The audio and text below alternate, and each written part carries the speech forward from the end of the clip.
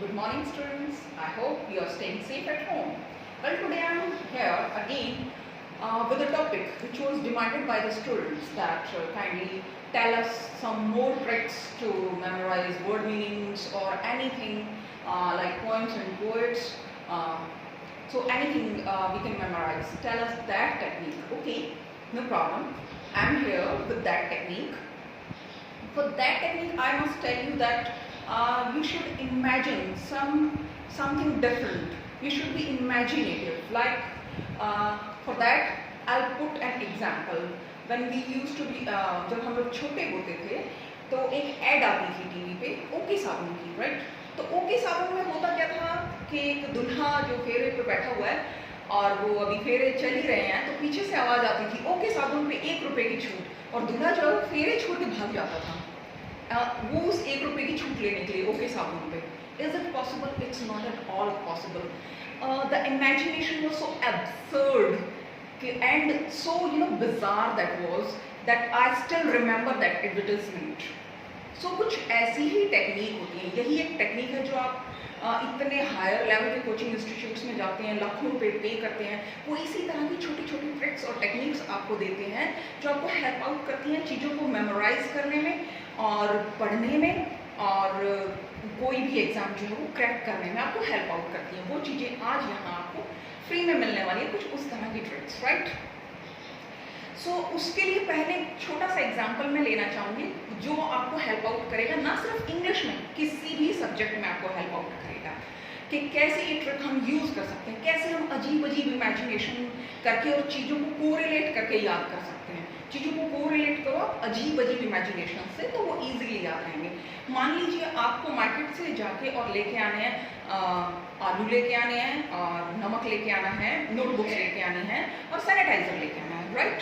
अब आप वहाँ गए मार्केट में, ओह क्या हुआ, कैसे याद रखूँ? So this is the trick, let me tell you, जो आपको हर सब्जेक्ट में हेल्प आउट करेगी.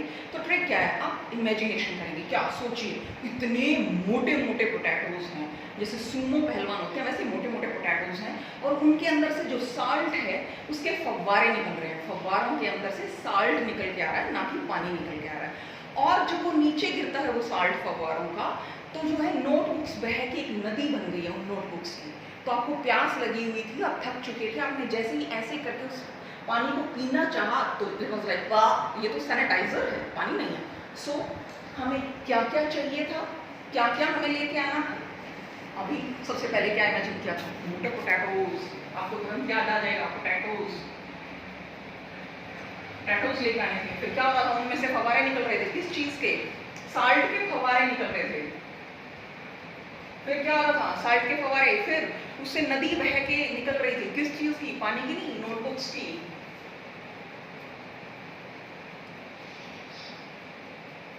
और जब आपने उस नोटबुक्स वाली नदी में से पानी पीना चाहा तो क्या निकला? सैनिटाइजर.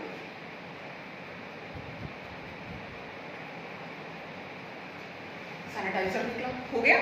तो आपकी ये इस तरह से आप चीजों को अजीब तरीके से जो है कोरिलेट करके उस चीजों को याद कर सकते हैं. ये तरीका है चीजों को याद करने का, राइट? तो इसी ट्रिक से, इसी तरीके से हम लोग आज क्या याद करने वाले हैं?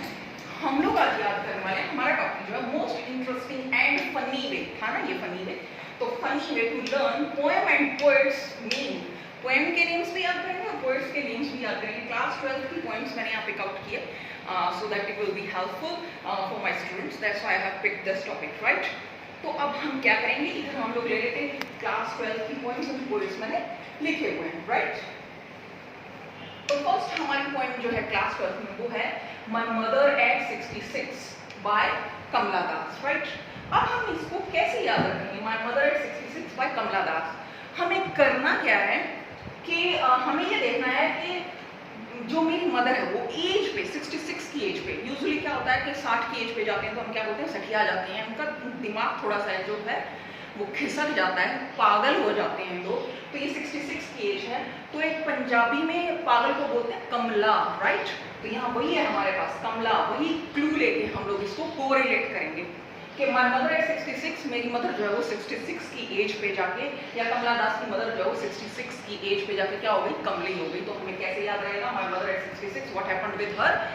शी बिकेम इनसेन, कि कमली हो गई वो, कमला, उससे याद रहेगा, कमला हो गया, राइट। तो कमला दास, इस तरह से ये हमारी फर्स्ट पॉइंट जो है वो हमें याद हो जाती है।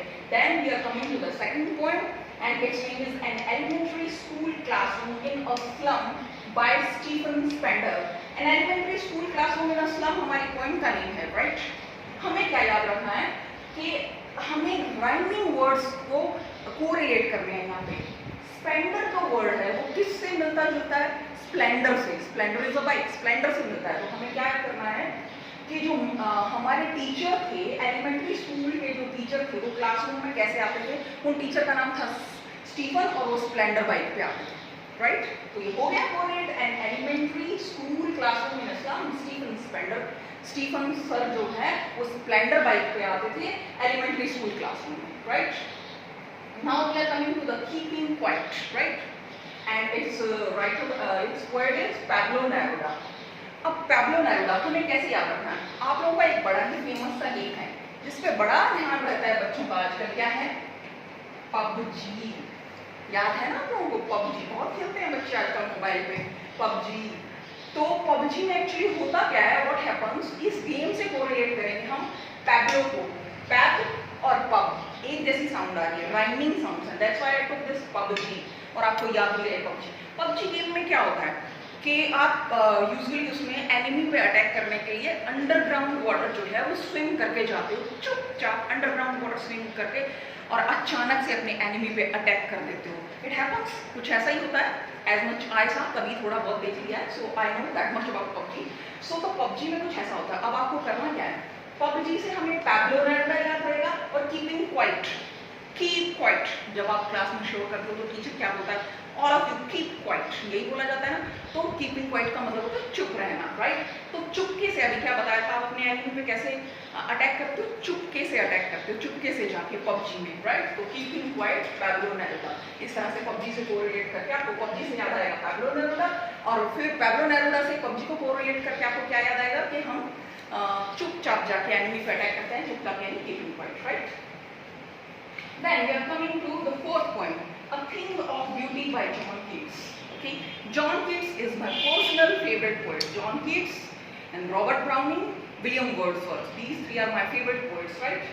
या तो आप ऐसे भी याद रख सकते हैं कि जॉन कीट्स मैम का फेवरेट पोएट है, ओके, नो प्रॉब्लम। अगर ऐसे याद नहीं रहता तो कैसे याद करना है? ब्यूटी, जो ब्यूटीफुल थिंग्स होती हैं उनके ऊपर जो है कीड़े मकोड़े या कीट पतंगे बहुत आती हैं। जैसे कि क्षमा, क्षमा के ऊपर कीट पतंगे, मतलब जो कैंडल है उसके ऊपर कीट पतंग बहुत आते हैं, राइट। वो जब अगर आप कैंडल लाइट डिनर करें तो सारी लाइट्स ऑफ करते हैं और क्षमा खूबसूरत लगती है, इस पर कीट पतंगे आते हैं। तो ब्यूटी, तो क्या ब्यूटीफुल थिंग्स पे क्या आते हैं? कीट पतंगे आते हैं। कीट से क्या हो जाएगा? कीट्स याद आएगा आपको, और ब्यूटीफुल थिंग से क्या याद आएगा? Thing of beauty. So a thing of beauty by John Keats, right. Now come to our fifth point, that is a road side stand by Robert Frost. Robert Frost एक American poet है।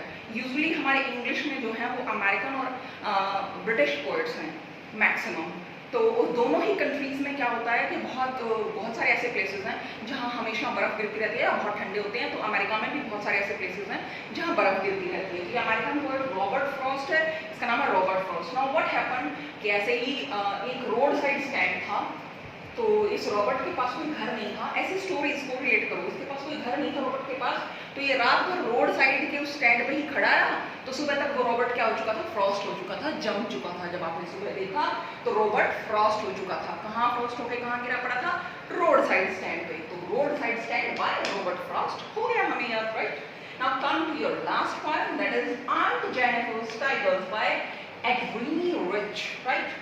तो aunt Jennifer, जब आप ये point पढ़ेंगे तो आपको पता चलेगा ये आंट जो है वो हर वक्त she is very domestic type of lady and she is very naive, और बहुत डरी सी बेचारी गरीब सी लेडी है, शी इज वेरी पुअर। तो ये आंट जेनिफर जो है वो तो पुअर है, और हम यहाँ बात किसकी कर रहे हैं? एंड्रीनी रिच की। तो आंट जेनिफर की फ्रेंड है एंड्रीनी रिच, वो बड़ी रिच है। अच्छा, रीनी रिच में साउंड किसकी आ रही है? Richie Rich. हमारे टाइम का फेवरेट एक कार्टून भी होता था रिची रिच, उससे भी कोरिलेट कर सकते हो आप। तो एंड्रीनी रिच, रिची रिच, एंड्रीनी रिच। तो ये आंट जेनिफर जो है वो पुअर है, और उनकी जो फ्रेंड है यानी जिसने ये पोएम लिखी है वो है रिच, एंड्रीनी रिच। तो आपको याद आ जाएगा, right. So this is our trick to learn all the poems and poets, right. इसी तरह से किसी भी क्लास के आप जो है पोएम और पोएट्स याद रख सकते हैं, कोई भी टॉपिक याद रख सकते हैं, हिस्ट्री के इवेंट्स, डेट्स को कोरिलेट कर सकते हैं, ज्योग्राफी के कुछ भी क्रोनोलॉजिकल ऑर्डर्स याद कर सकते हैं कि कौन से कोल फील्ड है वर्ल्ड के या इंडिया के या आयरन फील्ड्स, उनको क्रोनोलॉजिकल वे में याद करना है, सबको ऐसे कोरिलेट करके आप लोग याद कर सकते हैं. सो this trick is not only useful for English subject but for each and every subject, right? But you have to practice for it, and again I'm saying just go for the practice because practice makes a man perfect. यहाँ पे मैं एक जो है example, Haryanvi example, आपको practice पे इतना focus क्यों करती हूँ, हरियाणवी एग्जाम्पल पुट ऑन करना चाहती हूँ कि एक बार एक गुरुजी ने अपने चेले से पूछा, पान सड़े घोड़ा अड़े और विद्या बिसर जाए, बोलो कैसे? तो चेले ने आंसर दिया, गुरुजी बिन फेरे. बिन फेरे, बिन फेरे का मतलब क्या होता है?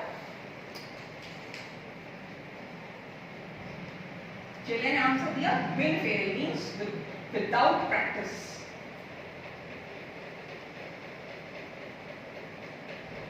विदाउट प्रैक्टिस जो है आप चीजों को भूल जाते हैं. अब उसने क्या कहा था कि पान सड़े घोड़ा अड़े, पान के पत्ते सड़ जाते हैं अगर उन्हें बार बार इधर से उधर हम लोग रखते नहीं रहेंगे. इधर से उधर दिन भर आपने पान वाले के पास अगर कभी देखा हो तो पत्तों को गीला करता रहता है, इधर से उधर रखता रहता है ताकि वो सड़े नहीं. तो पान सड़े.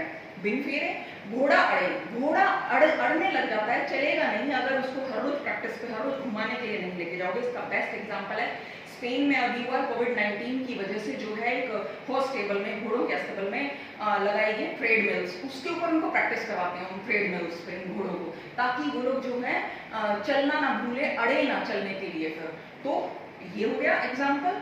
देन वी कम के पान सड़े घोड़ा अड़े विद्या बिसर जाए, मतलब कि पढ़ाई भूल जाते हैं बिन फेरे. अगर बार बार आप रिवाइज नहीं करेंगे, प्रैक्टिस नहीं करेंगे तो पढ़ाई भूल जाएंगे, right? So that's why I am focusing again and again. Practice makes a man perfect, right? So stay at home, stay safe, and keep practicing. All the best. Thank you.